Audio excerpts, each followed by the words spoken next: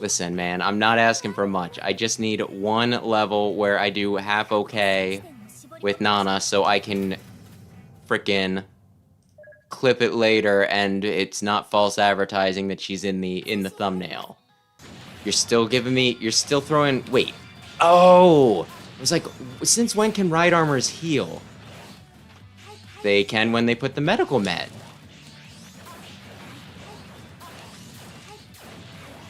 Why medical med? Because they needed something. It was from an RPG.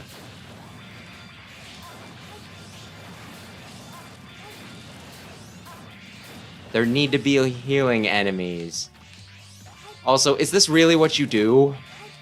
Oh yeah, you get bonus damage for using a sword. Well, for a melee weapon. Everybody is going to be taking pot shots at you. Oh, how kind.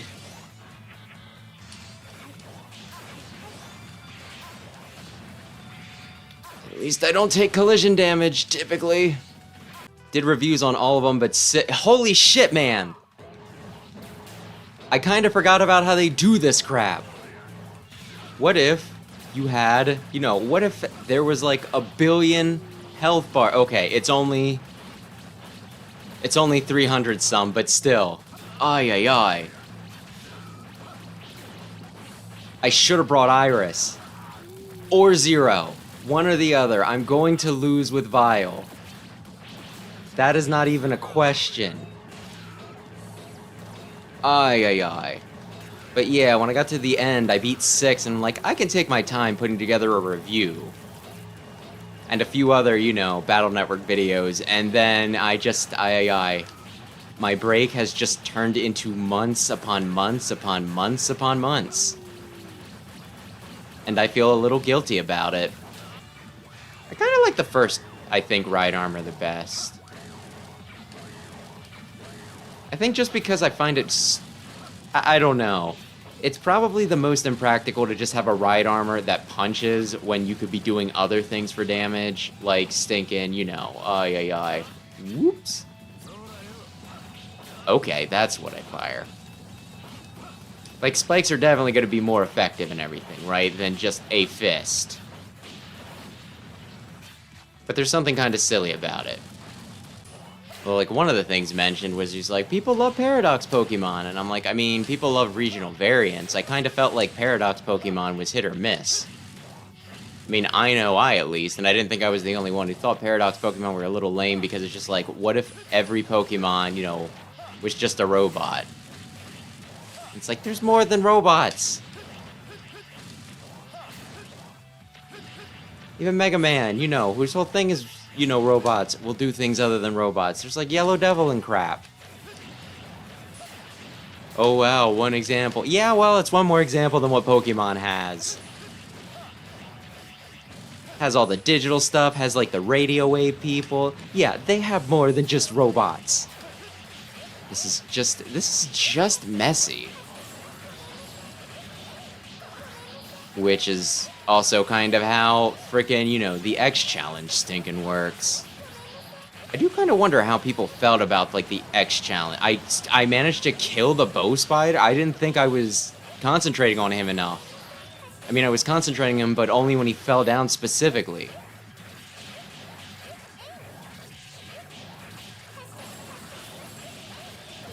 But yeah, I was just, like, not a fan, though, of, like, the X challenge when when I tried that out. Because it felt like, my gosh, you had a lot of health and the bosses had a lot of health. So it just was like kind of chipping away, right? Not only that, but my gosh, they didn't exactly program them any differently. It was just like, hey, you're doing 2 boss fights at once. There was no synergy between the bosses, No attack coordination, no, pair up attack, nothing. So I wasn't as much of a fan on that. I mean, geez, I think I did a few on normal, then thought it was, like, too much of a pain in the ass, and I just went back and did stinking, ay. Just knocked the rest of Adam on easy for an achievement. Yes, I've at least done half of his health. Oh no, you didn't have enough time to do 300 bars of damage in like 2 minutes. Wow, imagine that. I imagine this was another tactic to get people to like shell out in the stinking, you know, the stinking mobile version. Pay another $3 to try again immediately. Yeah, that sounds great. Did look up something that I saw people talking about on Twitter, and my gosh, it was... Apparently there was like some sort of award show where Lara Croft was voted like the most iconic video game character of all time. Which I'm pretty sure literally everybody knows is objectively not correct. It'd be one thing if you wanted to be like, okay, well, who's the best character of all time, right? Because that's a little more open to interpretation. But I feel like most iconic video game character of all time, it has to be Mario, although you could also make the argument for Pikachu. And then I'd probably give Sonic number 3.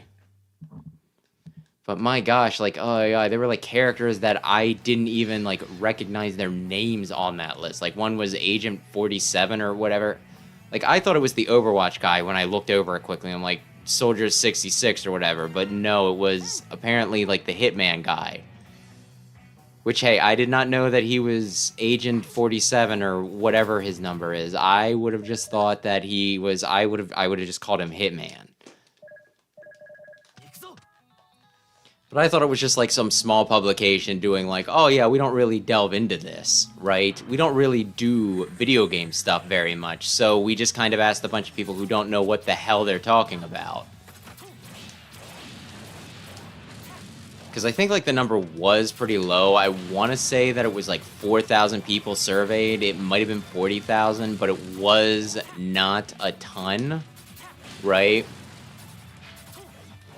But then, you know, when I actually, like, went and at least perused their article, where they announced, like, their winners and everything, until I found out that it was, like, a lot longer than I was expecting initially. But they're like, oh, it's won, like, you know, these characters have won this many things over our awards over the years. So it sounds like it's, like, a yearly, you know, thing, or at least they've done it at least somewhat. And it's one of those, like, well, congratulations, you now have no credibility because you put Lara Croft as the most iconic video game character of all time. No hate or anything, but that's just like such a narrow view. Like, that feels like one of those things that you've only ever played, like with some of the people that they chose for that. It almost feels like the sort of thing where it's like, oh yeah, no, I've only ever played like this one console. I'm not sure specifically what console that would be, probably one of the PlayStations or, you know, whatever, but I don't know. Congratulations, whoever you are. I mean, I guess to some degree it does, like, because I had never heard of this publication or whatever. It's like BAFT, I don't know. I think it had, like, it was an acronym of 5, and I have no idea what the letters stood for, but it's one of those things, like, I've never heard of you until you decided to make yourself look incredibly dumb. So, you know, they grab some attention that way. I will definitely give them that, right? But dear Lord, I also feel like that just torpedoes any stinking, you know, like credibility you can have. When I originally played this game, I did a first impressions on it, right? And I did it with like the intention of eventually going back and doing a full review. But it never felt like enough got added from my initial impressions that I wouldn't just be saying the same bullshit that I did the first time, but I would definitely say something about these boss battles. Specifically the Jacob's Ladder boss battles. It's also one of those things that it's been too long since I've been playing this consistently. I'm not sure that I could do a proper review at this point. And I'm not sure I want to get back into it to the point where I could. Because that's something that I'm kind of disappointed with myself for like 20XX, because I was like so into that game and I was so wanting to do like a stinking review. And I played that game into the ground and oh my gosh, it was great. And I just let too much time pass where it's like, I don't think I could do a proper review of it right now. Although I still feel like I owe it to the game, and there was like 1 or 2 people that were into that, you know, that game enough that I think I kind of owe it to them too. I should really, really, really get back to 20XX. Not 30XX so much. That one was a little annoying at points. Oh, one of my things is the frickin' Zero Buster? Okay, well, the Zero Knuckle. I've been thinking about tattoos now and again. It would be really cool to get like the stinking, you know, Zero Knuckle, like the Z for the Zero Knuckle across my palm. But I feel like not only would that hurt, it would also make a lot of things in life very, very awkward, just having that. I don't really want to be at the, you know, job I'm at currently forever, so, you know, imagine just going into an interview, you know, it goes well, they go to shake your hand, and boom.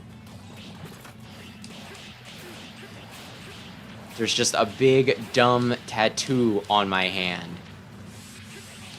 And then they're just like, yeah, that seems... This seems like a person who makes good and wise decisions.